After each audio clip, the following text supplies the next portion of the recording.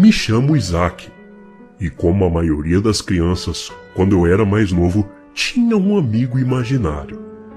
O nome dele era Adam, um garotinho da mesma idade que eu. Quando comecei a vê-lo, tinha 4 ou 5 anos, e imaginava que ele tivesse 7 ou 8. Adam era exatamente o contrário de mim. Tinha cabelo escuro, enquanto eu era loiro. Ele era baixinho e eu mais alto. Ele gostava de cores escuras e eu das claras e brilhantes. Meus momentos ao lado de Adam duraram até meus 9 ou 10 anos. Mas depois percebi que esse negócio de amigo imaginário nada mais é do que pura bobagem. Li em vários artigos na internet o quão normal é uma criança tentar criar uma companhia invisível em sua mente. E ela consegue, pois nessa idade temos muita criatividade. É provável, inclusive, que existam 2 extremos. Aqueles que tiveram amigos imaginários em suas infâncias e se lembram de seus nomes e até o que mais gostavam de brincar com eles, ou esqueçam totalmente, como um trauma que fica escondido no cérebro. Acabei por esquecê-lo durante todo o ensino médio, já que comecei a fazer amigos de verdade e finalmente saí do mundinho que minha imaginação havia criado. Isso até uns dias atrás. Minha mãe morreu na semana passada, deixando a casa vazia desde que meu pai morreu antes de eu ir para a faculdade. Tenho 28 anos agora. Meus pais morreram pela mesma causa, derrames súbitos e inexplicáveis. E os médicos tentaram me convencer para eu ficar tranquilo de que não era algo genético. A morte deles significava que eu, sendo filho único, teria que ir limpar a casa e vendê-la, já que ninguém mais estaria morando nela. Eu tenho vivido fora do estado por um tempo, mas recebi a ligação sobre a minha mãe enquanto me preparava para visitá-la na Páscoa. Ir de volta para casa pela primeira vez desde o último Natal me deu uma sensação horrível. Havia enfeites de Páscoa pela metade, espalhados pela casa, sapatos em uma pilha bagunçada perto da porta e travesseiros jogados atrás dos móveis. Mas tudo estava quieto. Nada do meu pai rindo enquanto cozinhava. Nada da minha mãe tirando sarro de mim enquanto eu me preparava para ir para a escola pela manhã. Senti meu rosto começar a esquentar enquanto meus olhos lacrimejavam. Mas fiz o meu melhor para manter a compostura.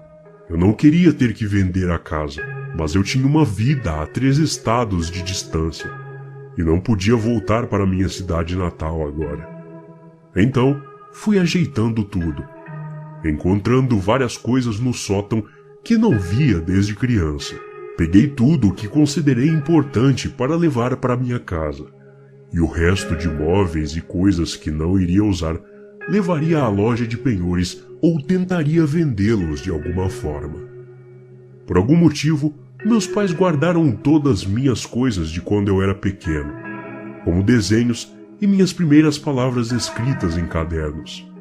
Depois de olhar tudo aquilo, notei um pequeno diário de capa de couro que me encheu de memórias da minha primeira e segunda série. Lá dentro, tinha uma foto da minha avó ao lado do meu pai. E isso me lembrou da época em que comecei a ver e brincar com Adam. O caderno me fez sorrir tristemente. O coloquei na caixa de coisas que eu levaria, já que não consegui me convencer a me livrar disso. Agora me arrependo. Deveria ter queimado aquela maldita coisa ali mesmo. Enquanto terminava a arrumação, pensei em Adam e em todas as coisas malucas que eu fazia quando criança, quando achava que ele era real. Meus pais tentaram me levar a sério na época, mas sempre ficavam putos quando eu culpava meu amigo imaginário por coisas que só eu sei que ele mesmo tinha feito. Quando pensei nisso, lembrei-me muito bem de quando tentei dizer aos meus pais que Adam tinha quebrado um prato da minha mãe enquanto esvaziava a lavadora. A cerâmica quebrou no azulejo e meus pais vieram correndo. Eu me virei para Adam, vendo se ele iria se desculpar por isso, mas ele havia desaparecido. Suspirei, deixando meus pais me darem todo o sermão. Quando terminei de arrumar as coisas e estava pronto para sair, ouvi uma voz baixa, quase que um sussurro atrás de mim. Isaac? Me virei o mais rápido que pude, mas não vi ninguém. Soava quase como a voz de Adam, o que me fez derrubar a caixa de minhas mãos. Desci as escadas e fui para o corredor do meu antigo quarto, quando ouvi de novo a voz, mas um pouco mais alta. Isaac? Era meu nome, e definitivamente a voz de Adam. Tinha que estar ouvindo coisas. Eu era um adulto, e adultos não têm amigos imaginários. Eu só podia estar louco. Eu sabia que você voltaria, Adam disse. Eu pisquei e vi um menininho parado na minha frente no corredor. Ele parecia não ter mais de 7 ou 8 anos, com a pele muito pálida e cabelos negros, vestindo uma camisa vermelha escura, descalço e sorrindo para mim.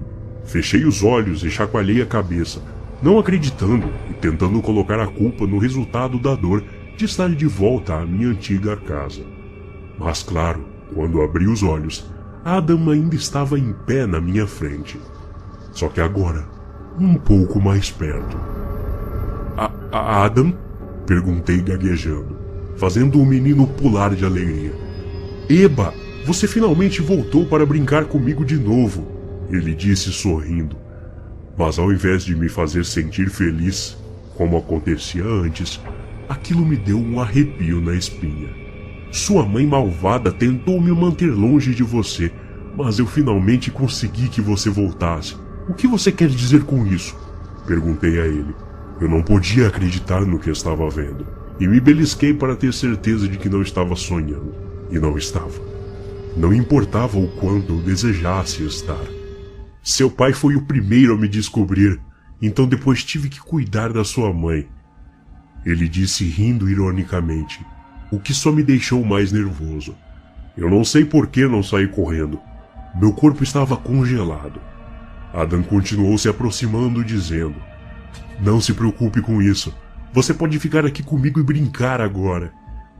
Eu nunca tinha notado quando criança, mas ao vê-lo tão perto de novo, notei o que parecia ser um hematoma escuro ao redor de seu pescoço. O que aconteceu com você?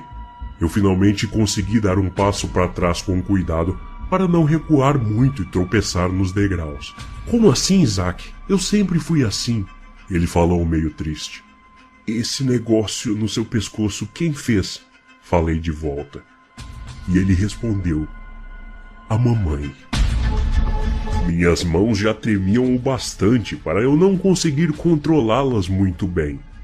Às vezes, eu parecia sentir a dor de mãos em meu pescoço tentando me sufocar.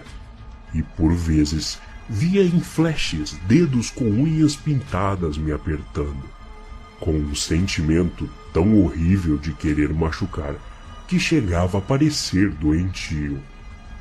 Quando eu finalmente consigo respirar fundo e pensar com mais calma, controlando minha tremedeira, consigo correr e alcanço a porta.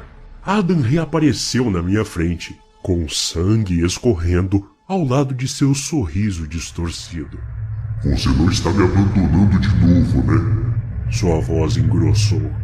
A última coisa que me lembro foi de Adam estendendo a mão no meu peito e minha visão ficando embaçada e depois tudo escurecendo. Depois disso, só me lembro de acordar no hospital, com enfermeiras olhando para mim esperançosamente. Elas explicaram que sofri um derrame, assim como os meus pais. Disseram que não encontraram nenhuma causa e eu poderia voltar para casa e viver minha vida normalmente. Mas eu sei o que aconteceu, e eu vou destruir aquele desgraçado, nem que eu tenha que queimá-lo em seu túmulo.